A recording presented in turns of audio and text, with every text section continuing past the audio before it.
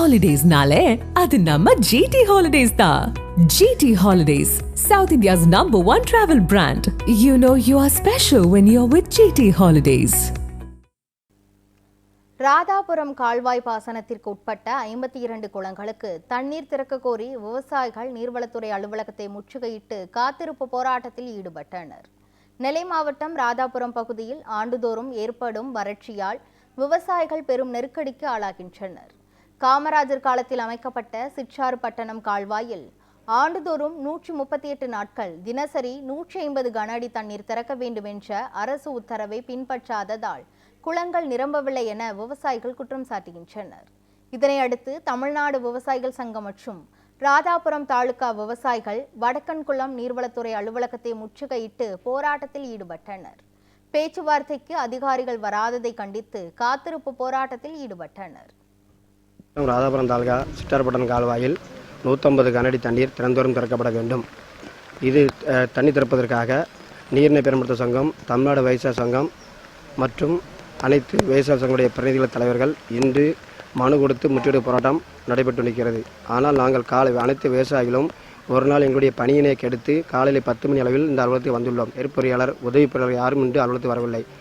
நாங்கள் விவசாயிகள் எங்களுடைய வாழ்வாதாரம் ராதாபுரம் தாலுகாவில் அனைத்து தென்னை மரங்களும், பிச்சு பூக்களும் மற்றும் இதர பயிர்களும் பட்டு கொண்டு இருக்கிறது. எங்களுக்கு கிட்டத்தட்ட அந்த ராதாபுரம் கால்வாயில் தண்ணி வந்தால் 10 பஞ்சாயத்து உட்பட்ட 125 கிராமங்களுடைய குடிநீர் பற்றாரை தீர்க்க முடியும். அனைத்து விவசாயிகளுக்கும் தோட்டங்களிலும் நீர் கசிவு ஏற்படும். ஆதலால் கால்வாயில் அனைத்து கால்வாயும் பொற்கால ஏற்படில் தூராற வேண்டும். கன்னியாகுமரி மாவட்டத்தில் பருவமழை பெய்து கொண்டிருக்கிறது. அந்த அணையில் உள்ள உபரிநீர் தண்ணீரை உடனடியாக ராதாபுரம் கால்வாயில் திறந்து 52 குளங்களுக்கு நீர் பெருக வேண்டும். பெருகாத பட்சத்தில் நாங்கள் ராதாபுரம் தாலுகா அளவில் அனைத்து விவசாய சார்பாக மாபெரும் போராட்டம் நடத்தப்படும் என்பதை தெரிவித்துக் கொள்கிறோம். ராதாபுரம் கால்வாயில் மொத்த கோதையாறு வடிநில பகுதியில் பார்க்கும்போது இங்கே எவ்வளவு தண்ணி வரணும் அப்படின்னா விகிதாச்சாரப்படி 13.2% தண்ணி ராதாபுரம் கால்வாய்க்கு உரிய தண்ணி. 17,000 ஏக்கர் நிலப்பரப்பு இருக்குது, 52 குளங்கள் இருக்குது. அந்த 17,000 ஏக்கர் நிலப்பரப்புக்கு தேவையான அந்த 13.2% தண்ணின்றது 2.5 TMC தண்ணி. ஆனால் இன்றைக்கி வரைக்கும் கிட்டத்தட்ட இன்றைக்கி 100 நாட்கள் ஆக போகுது. இன்றைக்கி வரைக்கும் நமக்கு 8% தண்ணி மட்டும்தான் வந்திருக்குது.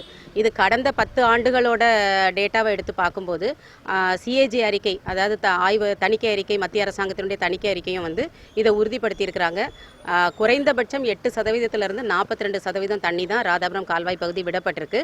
தண்ணி போதுமான அளவு எல்லா அணைகளில் இருந்த பிறகும் அவங்க இந்த ராதாபுரம் பகுதியில் உள்ள அந்த விகிதாச்சாரப்படி தண்ணி கொடுக்கல அப்படிங்கிறத உறுதிப்படுத்துகிறாங்க.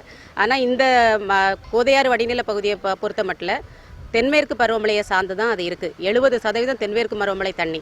அப்போ அந்த தென்மேற்கு பருவமழை அந்த ஜூன் ஜூலையில் உள்ள தண்ணியை சேகரித்து வச்சு தான் மீதி இங்கே விவசாயத்துக்கு கொடுக்கணும். ஆனால் அந்த மே மாதமே அந்த தென்மேற்கு பருவமழை ஆரம்பிக்கும் போது அணை நிறைஞ்ச உடனே அங்கே ஒரு 500 கன அடிக்கு குறையாமல் தண்ணியை கடலுக்கு ஒரு வருஷமும் மாவட்ட நிர்வாகம் அதை கடலுக்கு அனுப்புகிறாங்க. நீரினை பயன்படுத்துவோர் சங்கம் தான் இதை நிர்வகிக்கணும். ஆனால் அந்த நீரினை பயன்படுத்துவோர் சங்கங்கள் தேர்தல்கள் சரியாக நடத்தாமல் அதை முறையாக அவங்களுக்கு பயிற்சிகள் கொடுத்து அவங்கள நிர்வாகம் செய்கிறதுக்கு அவங்களுக்கு போதுமான பயிற்சிகள் கொடுக்காம இருக்குது. ஸோ அவங்க நிர்வாகம் பண்ணினாவே தானாக எல்லாமே சரியாயிடும். ஒரு குளமே முழுமையாக நிரம்பலை. இந்த ஏதாவது ஒரு குளம் நிரம்பி இருந்தாலும் கூட அந்த குளங்கள்லேருந்து கிணற்றுக்குள்ளே உள்ள இது நீர்மட்டம் உயர்ந்திருக்கும். அந்த விவசாயிகள் அந்த பருவத்தை ஏதாவது காப்பாற்றிருப்பாங்க.